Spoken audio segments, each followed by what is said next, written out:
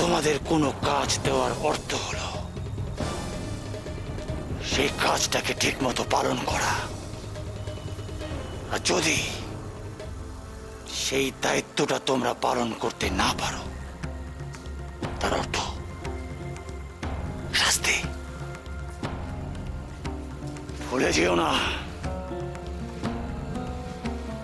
তোমরা যে আজকে সিংহলে টিকে আছো সেটা একমাত্র আমার জন্যে, আমার জন্যে। তাই তোমরা এমন কোনো কাজ করো না যাতে আমার সিদ্ধান্ত বদলাতে হয়। আর তোমরা যা করেছো তার মূল্য তো তোমাদের দিতেই হবে। প্রধান, আমি আমি মানছি যে আমাদের ভুল হয়েছে, কিন্তু কিন্তু সেটা কেন হয়েছে আপনি আপনি খুব ভালো করে জানেন। হ্যাঁ প্রধান, আসলে ওই তীরটা আমি ছুঁড়েছিলাম, তাই আমি জানি। যখন দুজন বড় কথা বলে তখন ছোটদের কথা বলতে নেই। কি বলছিলে? ভুলটা আমি জানি। বেশ, মেনে নিলাম ভুলটা আমি জানি। কিন্তু তোমাদের দায়িত্ব কি ছিল? সমস্ত ভুল এড়িয়ে সেই কাজটাকে করা। পেরেছো? পেরেছো? তাহলে এবার কি করব? মেরে দেব না ছেড়ে দেব? আপনি এরকম করতে পারেন না প্রধান। ভুলে যাবেন না যে আপনার আসল পরিচয়টা কি সেটা আর কেউ না জানুক, আমি কিন্তু জানি। ভয় ভয় দেখাচ্ছ?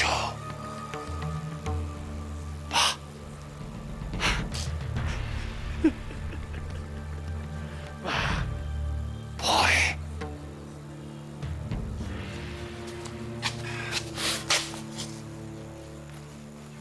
ভয় দেখাচ্ছ? ভয় বলে দেবে,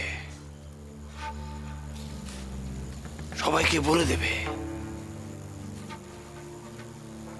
যদি একটা লোক তোমাদের কথা বিশ্বাস করে তাহলে আমি আমার নাম পাল্টে দেব।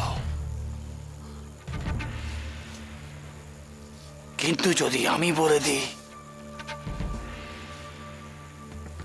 তোমরা সিংহলের রাজকুমারীকে তীর মেরেছ, তাহলে তোমাদের কি অবস্থা হবে ভেবে দেখেছ?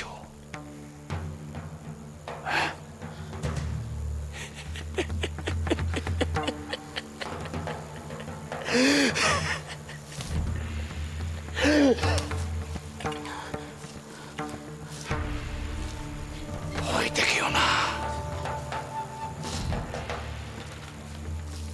ভাবো। যত তাড়াতাড়ি ভাববে ততই তোমাদের মঙ্গল।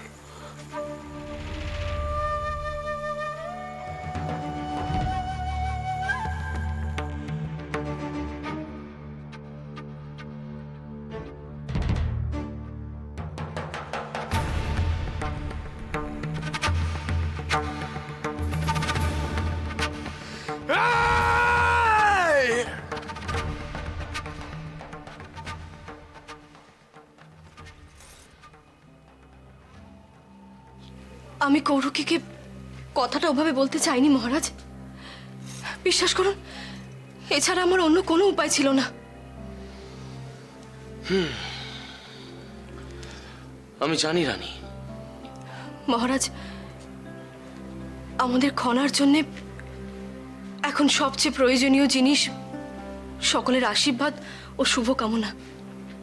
আর কৌরকি এই মুহূর্তে খনার কাছে সবচেয়ে বড় শুভাকাঙ্ক্ষী। খনা কৌরকির কাছে বড় হয়েছে মহারাজ। ওকে কৌরকি সব সময় সব জায়গাতে আগলেছে, ওকে সামলেছে, এমনকি এমনকি দিদির কাছ থেকেও। খনার জন্মের পর আমি ওকে গ্রহণ করতে অস্বীকার করেছিলাম। কৌরকি আমাকে বুঝিয়েছে নিজের সন্তানের গুরুত্ব কতখানি। কৌরকি বুঝিয়েছে বলেই আজ আমি খনাকে সন্তান হিসেবে গ্রহণ করেছি মহারাজ। মহারাজ, আমরা কেউ নিখুঁত নই মহারাজ। অন্তত আমি রানী হিসেবে নিখুঁত নই, মা হিসেবেও নই। কৌরকি কিন্তু নিখুঁত মহারাজ। সব সময় কৌরকি খনাকে রক্ষা করেছে। এটা হতে পারে না মহারাজ। যা ঘটেছে তা নিতান্তই এক দুর্ঘটনা।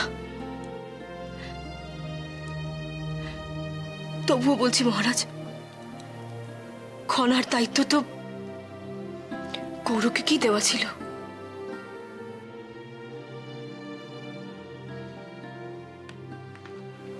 আমি জানি রানী, এতে কৌরকির কোনো দোষ নেই। কৌরকির জন্য খনার কোনো বিপদ হয়নি। কৌরকি নেহাতি এক সাদা সরল মেয়ে, কিন্তু আমার পক্ষে ওর পাশে দাঁড়ানো সম্ভব নয়।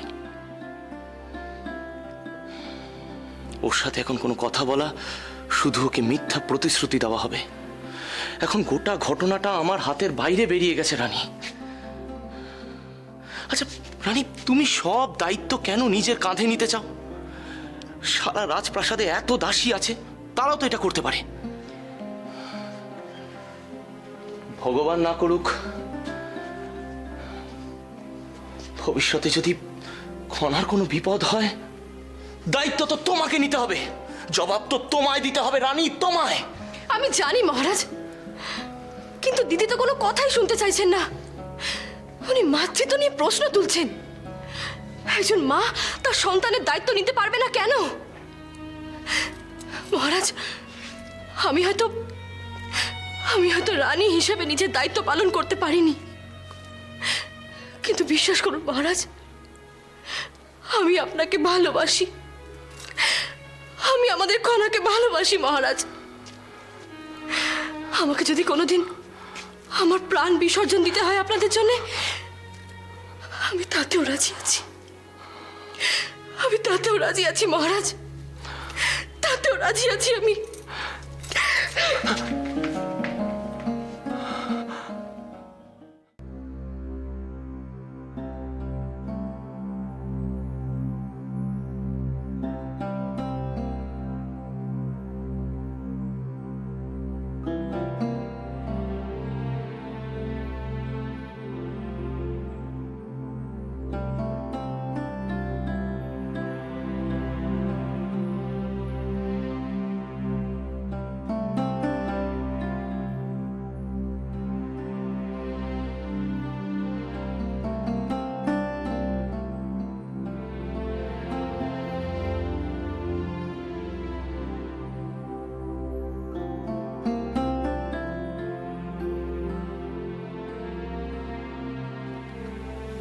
চিরকাল আমার জামা কাপড়ের সঙ্গে খনা শাড়িগুলো মিশে থাকে, আর আমিও ছোট্ট ছোট্ট হাতে সেগুলো তুলে দিই। কত বছর হয়ে গেল খনা আর রানী আমার প্রতি মুহূর্তের সঙ্গে জড়িয়ে রয়েছে। সেই কোন যুগে সুমাত্রা থেকে সিংহলে এসেছিলাম রানীর সঙ্গে। সুমাত্রাকে আর ভালো করে মনেই পড়ে না। রানীর এই শ্বশুর বাড়িটা যে কবে আমার নিজের বাড়িতে পরিণত হয়েছে বুঝতেই পারিনি।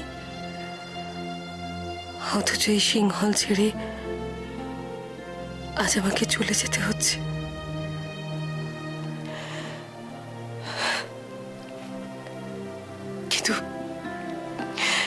কিন্তু দিদি এটা কেন করলেন?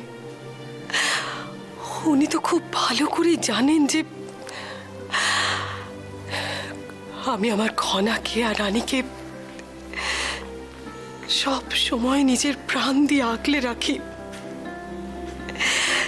তাই অতি বড় শত্রুও কখনো বলবে না যে আমার দ্বারা রানীর কিংবা খনার কোনো ক্ষতি হতে পারে।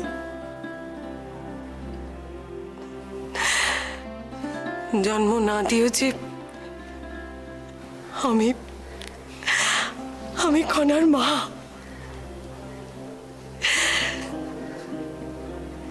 ওর সঙ্গে আমার যে কি সম্পর্ক তাকে আমি জীবনে কখনো ভুলতে পারবো।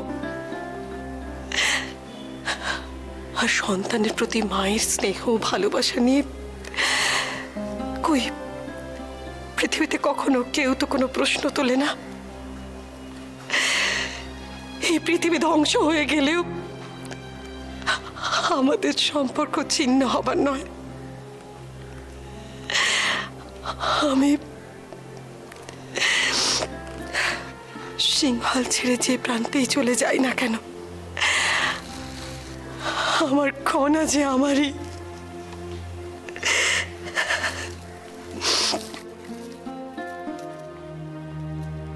খনা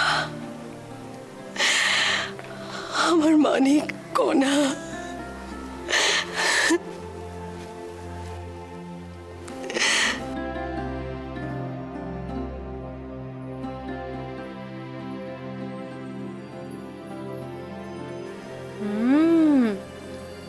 কি হলো আমাদের খনা? কৌরকিমা, আমার পুতুল কোথায়?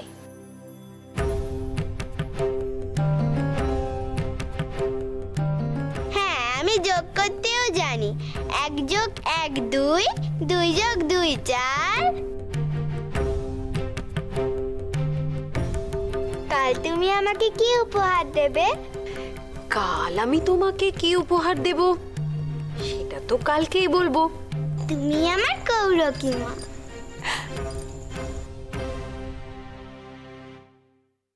তারার দেশে পরীর দেওয়া তুই যে আলো কণা, চাঁদের হাসির আদর নিয়ে ঘুমোয় আমার খনা। তারার দেশে পরীর দেওয়া তুই যে আলোর কণা, রাত পরীরা আকাশ থেকে ঘুম ছড়িয়ে যায়। রাত পরীরা আকাশ থেকে ঘুম ছড়িয়ে যায়। দু চোখে তোর রূপ কথারি পরশ দিয়ে যায়।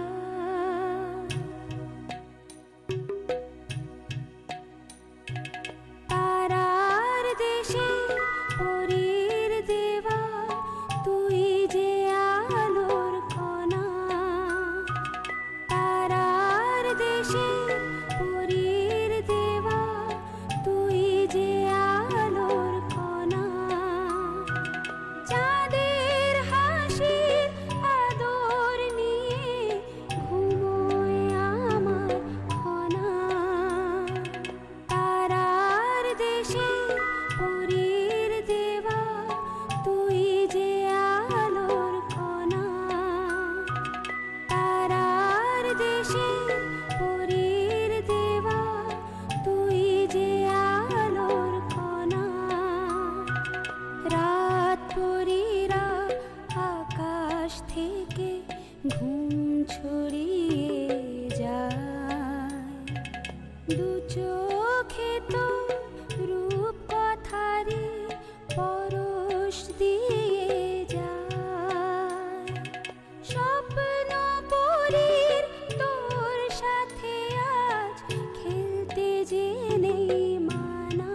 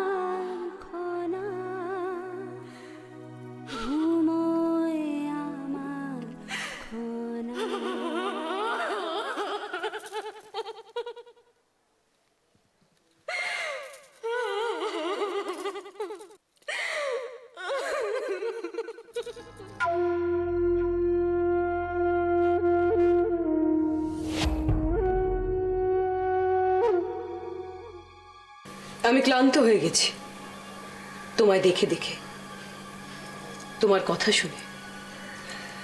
তুমি ঠিক আগের মতোই আছো, এতটুকুও বদলাওনি। সেই হেরে যাওয়া একটা মানুষ, যার স্বামী মারা গেছে,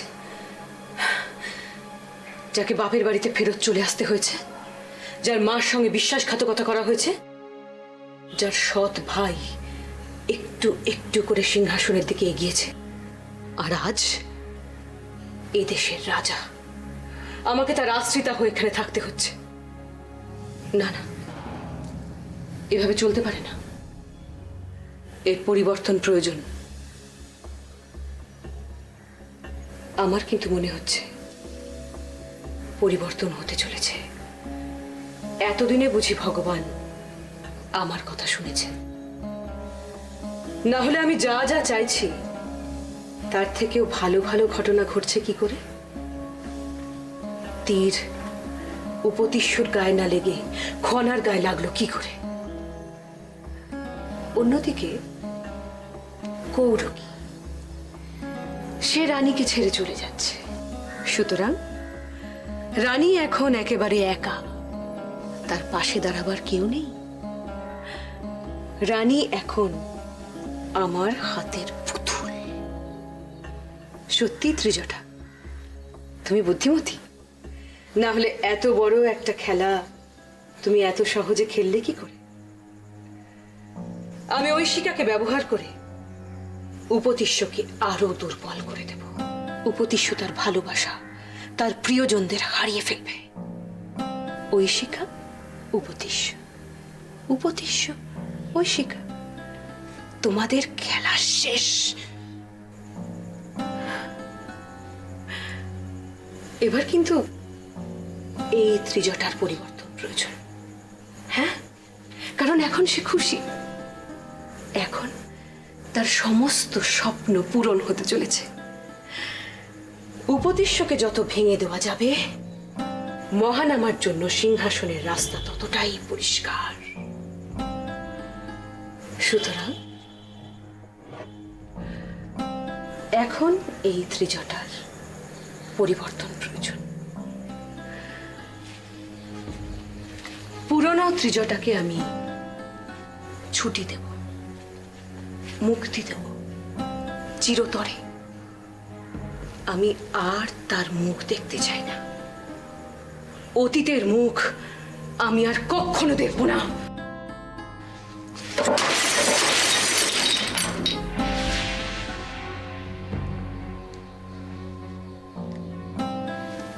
এত দূর এগিয়ে এসে ওই একরত্তি ছোট্ট মেয়েটার কাছে আমি হারতে পারবো না। আমার সমস্ত স্বপ্নকে আমি এভাবে ভেঙে ফেলতে পারবো না। আমার সমস্ত পরিকল্পনার মাঝখানে ওই খনা এসে পথের বাধা হয়ে দাঁড়ায়। কেন? কেন?